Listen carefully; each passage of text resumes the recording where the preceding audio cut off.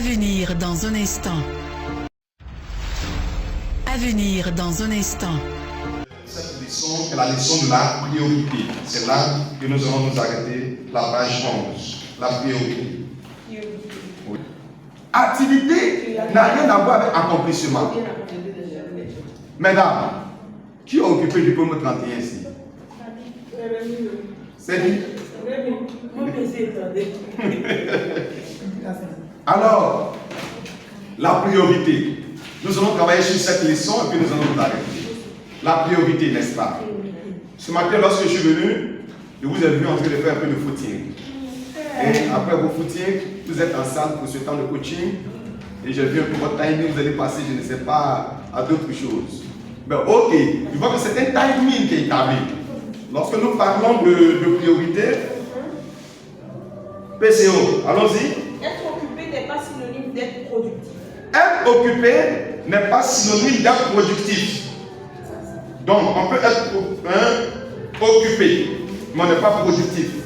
On va au champ, mais on revient bredouille. On travaille, mais quand on va finir, on n'arrive pas à régler ses factures.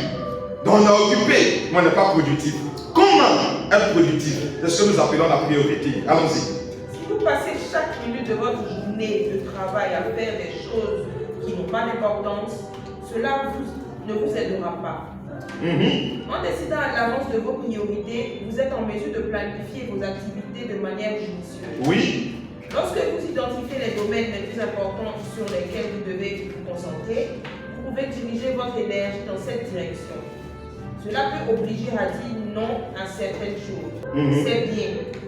Parfois, vous devez dire non à de bonnes choses. Dites non à de bonnes choses. Afin de pouvoir dire oui. Afin de dire oui à de grandes choses.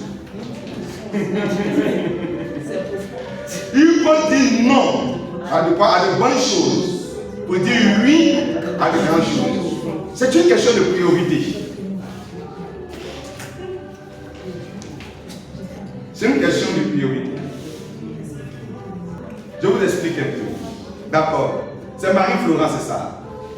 Lorsque Marie-Florent me parle de cette journée de rencontre, en même temps, j'ai eu une réunion. À la même heure. Donc, du coup, il y a sa sollicitation, il y a la réunion, il y a un rendez-vous que j'ai du côté de Yopougon, et puis il y a un film que je suis en train de regarder que je n'ai pas encore acheté. Bon, ça, tout ça, ce sont mes activités d'aujourd'hui. Alors, n'est-ce pas que ce sont de belles choses? La réunion est une bonne chose. Mon rendez-vous de Yopougon, le film aussi, franchement dit, c'est un bon film. Alors, de toutes ces choses, je fais le choix de ce qui peut ajouter de la valeur à la vie des personnes. Et je trouve que le rang ici, c'est la plus grande chose que j'ai à faire par rapport aux autres choses. Parce que là, j'apporte de la valeur, j'ajoute de la valeur à la vie des personnes.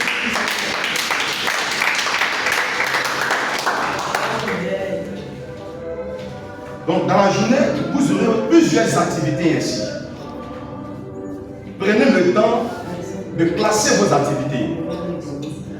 Prenez le temps de voir la priorité de vos rendez-vous, la priorité de vos rencontres, la priorité de vos activités.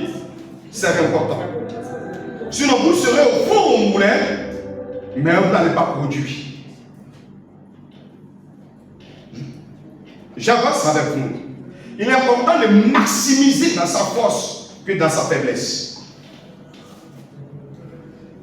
Deux activités vont se présenter à vous. Il y a une activité qui demande votre compétence et il y a une activité qui demande votre apprentissage. L'activité qui demande votre apprentissage va vous demander plus de temps parce qu'il faut apprendre avant d'y exécuter cette activité.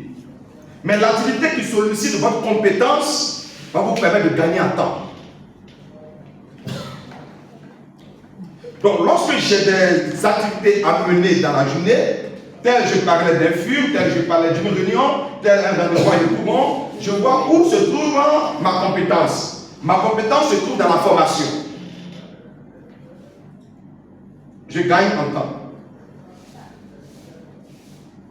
Demain est toute une autre journée que Dieu va vous accorder. Quelle est votre priorité?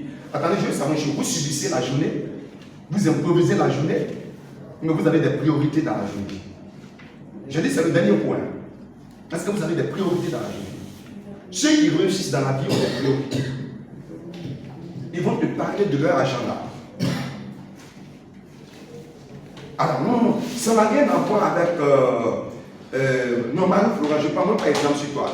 Je prends exemple sur quelqu'un d'autre. Qui se lève le matin et qui appelle, je ne sais pas... donne-moi un nom là-bas. Quelqu'un qui a des mails qui kinés là, donne son nom. Un kikiné. Donne son nom. Marie-Élise. Marie-Élise se lève le matin et puis Marie-Élise appelle Marie-Florent. Marie-Florent, tu vas où? Elle dit, je vais à Corbeau. Bon, ok, attends-moi. Comme je n'ai rien à faire, on ira ensemble. Pendant qu'ils s'en vont, chemin, c'est son travail. Voilà, d'accord. Chemin faisant, elle croise une autre personne. Elle dit, Marie-Florent, excuse-moi, comme je viens de croiser Lucie là, donc Lucie, toi tu vas où? Non, moi je fais un saut à commencer. Ça c'est le comportement des reines. C'est le comportement de reine. Donc, que la délivrance soit faite en même temps. Amen. Si vous agissez ainsi, vous allez vieillir sans réaliser. Le temps ne passe pas, c'est vous qui passez. Je répète, pour terminer, le temps ne passe pas, c'est vous qui passez. Dans une journée, vous avez 24 heures. En dehors de Josué et Gabaon,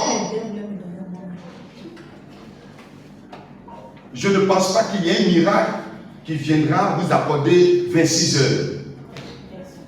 Vous avez 24 heures, c'est à vous de travailler pour faire de ces 24 heures-là une journée exceptionnelle pour vous. Revoyez vos priorités, revoyez vos amis, revoyez votre timing et travaillez à cela. Chaque heure est une richesse. Chaque minute est une richesse. C'est de savoir les utiliser pour aller de l'avant. Que Dieu vous bénisse. Que Dieu vous bénisse.